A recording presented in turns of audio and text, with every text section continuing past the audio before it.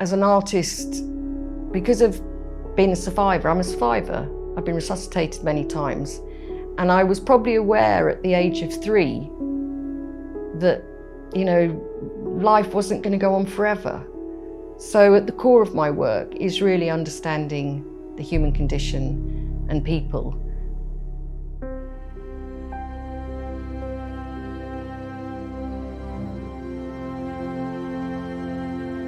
My name's Rachel Gadsden, and I'm a visual and performance artist.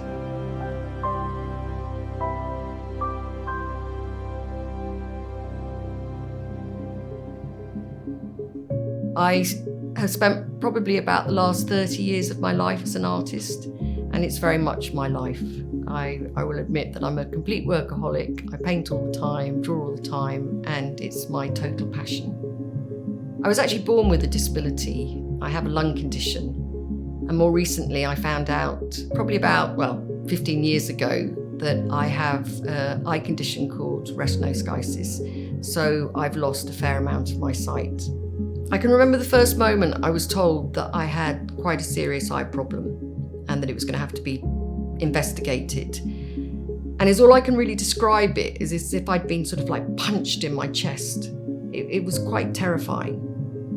And I remember coming home and I made a sculpture in my studio with my eyes closed because I was thinking, how's all this creativity going to come out in another way? And then one day I realised, you get on with this or you give up. And I was not going to give up. Never. I was approached by Roche to be part of this quite incredible creative project that shows how living with visual impairment can actually also be empowering too. I'm working with a blind poet, Dave, and also Baluji, who's an instrumentalist and performer, and we'll be working with his orchestra. And the other side is we're also working and connecting with patients who have visual loss or visual impairment. And it's almost as if I've met a group of kindred spirits from all around the world, and that we all understand something that's unique to us. It's hard to understand how much sight means to us until we realize we could lose it. It took me a whole month to seek medical help. I didn't believe it was just cataract, like the first doctor said, and I was right. The second doctor explained I had diabetic retinopathy. Goodness me, Lucera, you've been through quite a challenge. How have you coped with it?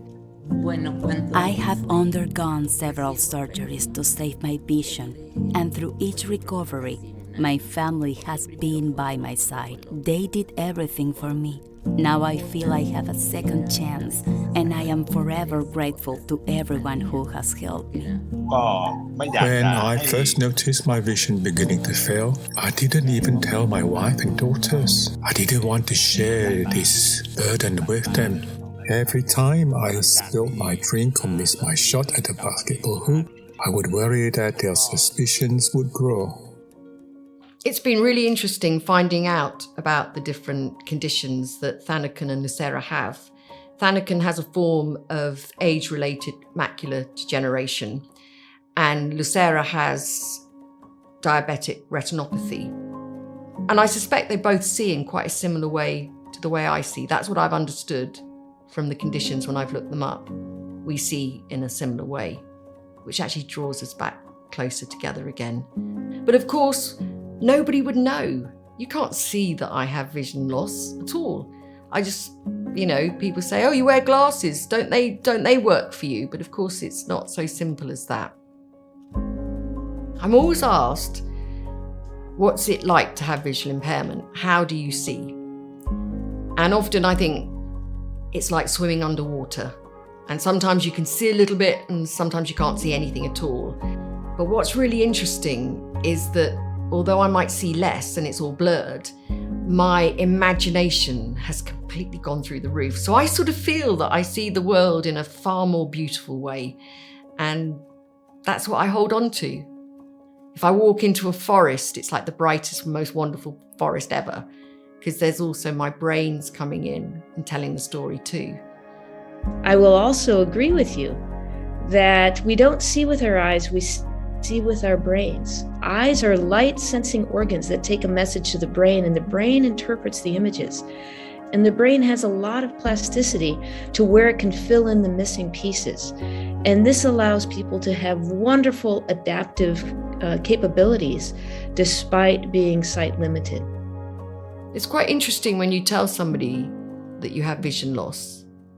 The first thing I'm usually told by the person is, oh my goodness me, that would be the worst thing that could ever happen to me. And I look at them and I say, but it hasn't happened to you. It's happened to me. What I hope this project and this campaign does is make people feel just a little bit more sensitive about the fact that it does happen to people and how they might be able to support those people that it does happen to. Because it could happen to anyone. It really could. I never expected this to happen to me, but it has, and I'm living with it, and I'm living really well with it. And so is everybody involved in this project. But if we can just bring that openness and kindness and generosity, then the world becomes a much better place to be. I'm really excited to show you what I've come up with, and of course I'm excited about the performance day. That's going to be really magical, all coming together. And ultimately, I hope that somehow this project empowers individuals who are experiencing vision loss, and that they know that there is life beyond what's been happening to them. It should just be very empowering.